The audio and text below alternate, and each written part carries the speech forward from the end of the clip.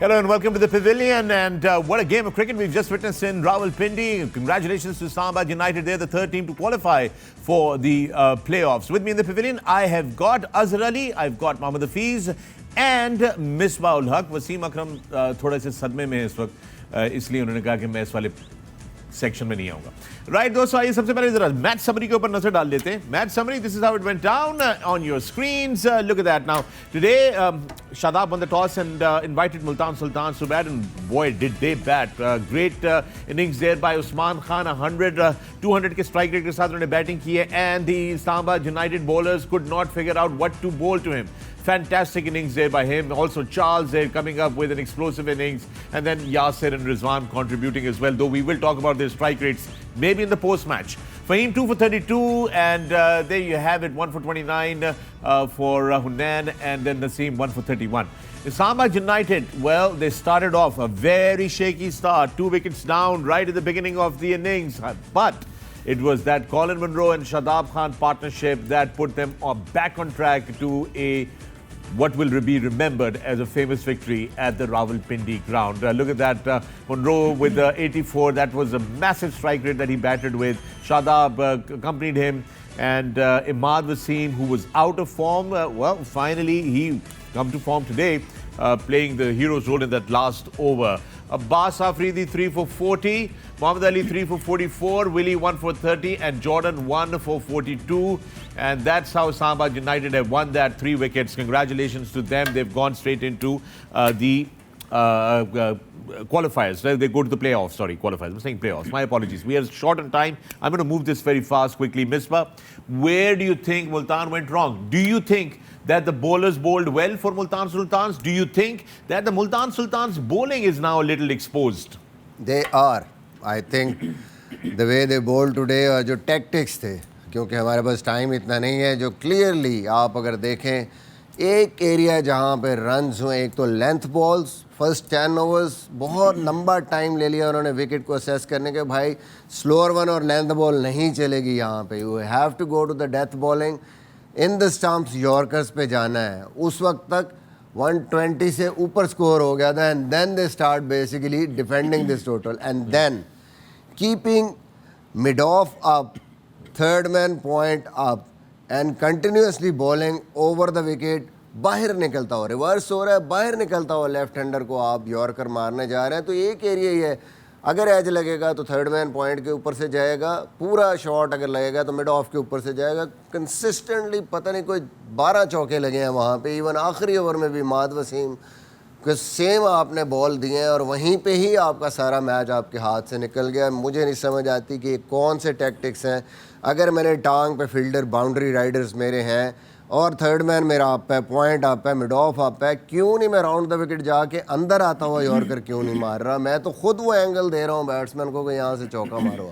हफीज़, मुल्तान सुल्तान के पास हमने बड़ा सुना है कि उनके पास फॉरेन कोचेस आए हुए हैं, बॉलिंग की बड़ी स्पेशलिस्ट टीम है उनके पास, जो उनके बॉलर्स को बता रही है कि किस तरह से आपने बॉलिंग करनी है. और जिस तरह अपनी मिसबा ने कहा है कि वो जो सेटअप्स उन्होंने किए हुए सारे के सारे, और बॉलिंग किसी और नौयत की हो रही थी. What do you think is gone wrong? Is it कि वो मुल्तान की एक अच्छी पिच के ऊपर से बॉलिंग करते हुए, जहाँ पे सब लोग ज़बरदस्त लग रहे थे, अचानक वो आए हैं जब थोड़ा सा बाहर मुल्तान से, तो दे स्टैंड एक्सपोज्ड? देखिए, मुल्तान को कंडीशनल टीम तो नहीं बनाना चाहिए, क्योंकि इन्होंने उसके अलावा ओवरऑल भी बड़ी कंसिस्टेंट परफॉर्मेंसेस दी हैं. लेकिन execution of the skills bowlers की तरफ से अच्छी नहीं नज़र आई. जो मिसबा ने मेंशन किया, उसके अलावा भी एक गिव अप एटीट्यूड नज़र आया बॉलर का. आपको स्कोर होता है, कोई मसला नहीं, लेकिन आप फाइट बैक करते हैं. आप ये गिव अप करके इतना गंदा ओवर नहीं करते कि आपका वो ओवर या आपका वो पूरा स्पेल पूरी टीम को जो है वो उड़ा के रख दे. मुझे लगता है कि वो जो फाइटिंग एटीट्यूड था उसकी मुझे कमी नज़र आई.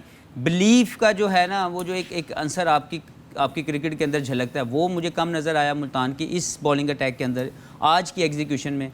और जो हंगर नज़र आई इस्लामाबाद के जीत की, लाइक जिस तरीके से इतना बड़ा स्कोर होने के बाद जो वो अटैकिंग जोन था, अर्ली स्टार्ट अच्छा नहीं हुआ, लेकिन वो जो पंच बैक वाला या फाइट बैक वाला जो एक फाइटिंग स्पिरिट थी, जो इस्लामाबाद यूनाइटेड ने तीसरी विकेट की पार्टनरशिप जो शादाब और मुनरो थी, उनकी जो आई थिंक 100+ की थी, वो जो पार्टनरशिप थी उसने सारी चीज़ों को सेटअप करके रख दिया. तो I think better team one today. और एक जो हंगर थी इस्लामाबाद की, उन्होंने उनको क्वालिफाई करवाया. They were more hungry to reach that spot. Topsy turvy start for the सांबाज बैटिंग. 2 विकेटें गिरी उनकी शुरू में, but a great partnership, 140 run plus की पार्टनरशिप कॉलिन मनरो और शादाब की थी. कॉलिन मनरो ने आज वो ग्लेन मैक्सवेल टाइप का माहौल हो गया था, टांग उनकी खराब थी, मगर फिर भी उन्होंने 200 प्लस के स्ट्राइक रेट के साथ जो है वो बैटिंग की. Just phenomenal. बिल्कुल क्लीन हिटिंग, और आई थिंक अंडर प्रेशर, जैसे आपने पहले कहा जल्दी विकेटें गिर गई. आपने कुछ कहना? नहीं, तो जल्दी विकेटें गिरी, उसके बावजूद जो अटैकिंग एटीट्यूड है, आई थिंक शादाब को बहुत क्रेडिट देना पड़ेगा. अंडर प्रेशर थे क्योंकि मस्ट विन गेम थी. तो आई थिंक जो उनकी पार्टनरशिप 141 ऑफ 64, 14 का ऑलमोस्ट रन रेट लेकर वो चले. आई थिंक इसमें बॉलिंग को थोड़ा सा क्रेडिट ज़रूर जाता है उनकी मुल्तान की गए. आज उन्होंने कंडीशन को बिल्कुल, आई नो जब कंडीशन आपकी फेवर की होती है तो आपके पास सारे आइडियाज़ भी आ रहे होते हैं, पीछे से मैनेजमेंट की तरफ से भी बहुत सारे मैसेजेस आ रहे होते हैं. आज वक्त था जब आप एक्चुअली आपको मैनेजमेंट की ज़्यादा ज़रूरत थी. आज मैसेजेस अंदर आने चाहिए थे क्योंकि आज आपको सपोर्ट, कप्तान को भी सपोर्ट चाहिए थी, बॉलर्स को भी सपोर्ट चाहिए थी, because they were under pressure. It was a good pitch, high scoring pitch. लेकिन यहाँ पे आई थिंक टैक्टिक्स के, जैसे मिसबा भाई ने टच किए, very much I think that was the case. All right, एक चीज़ लेकिन माननी पड़ेगी Misbah. So we do understand Islamabad की तरफ से टिमाल मिल्स को 52 रन्स पड़े हैं, शादाब खान को भी 52 रन्स पड़े हैं. लेकिन जब आप इधर जाते हैं, उन्होंने तो स्कोर टारगेट सेट करना था तो वो मार खा रहे थे. इधर तो एक बहुत बड़ी चेस लगी हुई थी, उसमें Usama Mir 68 runs in his 4 overs. ये क्या चक्कर है कि जो ही उसामा मीर पे थोड़ा सा प्रेशर आता है, he just completely absolutely loses it. I think मुश्किल कंडीशन थी. मनरो सामने सेट खड़े थे, जिस तरीके से उन्होंने छक्के मारे हैं तो वो बॉल करने आए, आते ही उनको ले लिया उन्होंने, और उसके बाद बड़ा ही मुश्किल होता है ऐसी पिच पे. मुझे लगता है कि गलती की है, कंसिस्टेंटली उनको बॉलिंग कराई है. आपको लेफ्ट हैंडर अगर अटैक कर रहे हैं तो आपके पास इफ्तिखार थे, उनको कहीं ना कहीं 1 से 2 ओवर ज़रूर कराने चाहिए थे उस टाइम पे. Absolutely right. And with that it's time, चूंकि अगला मैच आ रहा है, ये अब जो दूसरा मुकाबला है आज, ये भी बड़ा अहम मुकाबला है दोस्तों. आपको आपकी स्क्रीन के ऊपर हम दिखाते हैं. This is now Quetta Gladiators versus Lahore Qalandars. अब ये हम कराची से आपको लिए बराह रास्त लेकर आएंगे. ये मुकाबला भी बहुत ज़रूरी है. नाउ सिचुएशन क्या है इस वक्त? सिचुएशन ये है कि एक टीम ने अब क्वालिफाई करना है. And that's where it's really getting tight here. Well, there you have the pitch report. Hafiz, आपने pitch देखी. Win the toss and do what do you think should be happening here? I personally feel runs on the board will give you more options, क्योंकि आपके पास अगर reverse swing की option है तो बाद में वो तंग हो सकता है, क्योंकि जो पिच है ये ड्राई है, बॉल जो है बहुत जल्दी रफ होगा दोनों साइडों से. Reverse swing will come into play very early. तो मैं तो ज़्यादातर ऐसा जब भी पिच आए, forget about what happen, due आएगी नहीं आएगी, लेकिन अगर आप runs on the board 170 plus करते हैं तो वो मुश्किल हो जाता है. Yeah, to chase here is going to be difficult. This is going to be totally different from what we just saw in Pindi, Azhar. Yes. Runs. लेकिन last game में मैं एक सी अजर सॉरी आपकी बात कर रहा हूँ, मुझे इमाद का कंट्रोल, जो प्रेशर को करने की जो एक एबिलिटी, जो कामनेस थी ना, वो बहुत पसंद आई. कल मलिक के शक्ल में नजर आई और आज इमाद ने. So it shows that you need good confidence and good head on the. इस पे हम बात करेंगे बाद में. आज हम रात को वापस में अपने आएंगे. Well, there you have it. The news has come out of the National Stadium Karachi, जहां पे क्वेटा ग्लैडिएटर्स ने टॉस जीतकर पहले लाहौर कलंदर्स ने टॉस जीतकर पहले बैटिंग करने का फैसला किया है. क्वेटा ग्लैडिएटर्स बॉलिंग करेंगे और ये प्लेइंग 11 आ गई है लाहौर कलंदर्स की. हफीज़ जी, उन्होंने बताया कि फ़खर इज़ नॉट वेल, उनका फ्रैक्चर फिंगर में हुआ. तो साहिबजादा फरहान ऑब्वियसली इनको कल भी खेलना चाहिए था, अब ये वापस आए हैं, और साथ में जॉर्ज लिंडे आए हैं. तो इसका मतलब इनके पास एक लेफ्ट आर्म स्पिन की ऑप्शन बढ़ गई. वो कल इनकी ये कमी नज़र आ रही थी, सिकंदर के साथ कोई ऑप्शन नहीं थी. तो I think good side, let's hope कि ये अच्छे रन ऑन द बोर्ड लगाएं. एंड क्वेटा मिसबाह, एक चेंज है, वसीम जूनियर आए हैं हसनैन की जगह, बाकी same. Jason Roy, Saud Shakeel, Khawaja Nafay, Rilee Rossouw, Umaid bin Yousuf, Laurie Evans. Wicket keeping का इशू है, आई डोंट नो. वकील Hussain who is bowling very well, and then obviously Wasim Junior, Mohammad Amir, Sohail Khan and Abrar Ahmed.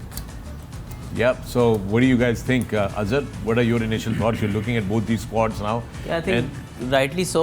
Quetta ने सही चीज़ की. Hasnain was looking off color, so I think that was I think पिछले match में ही करना चाहिए था. I don't know, injury थी, लेकिन वो फील्डिंग भी कर रहे थे Wasim junior. I think a right call. Sohail Khan को फिर बैक किया इन्होंने. यस, यहाँ पर रिवर्स स्विंग बहुत ज़्यादा इंपॉर्टेंट होगा. मेरा ख्याल था कि नाज खान एक बॉलर है, उनको खिलाएंगे, लेकिन रिवर्स स्विंग आज होने के चांसेस ज़्यादा हैं और उसको वो अच्छा एक्सप्लॉइट कर सकते हैं. All right, with that it's time for the expert predictions. All right, जनाब Misbah, let's start off with you.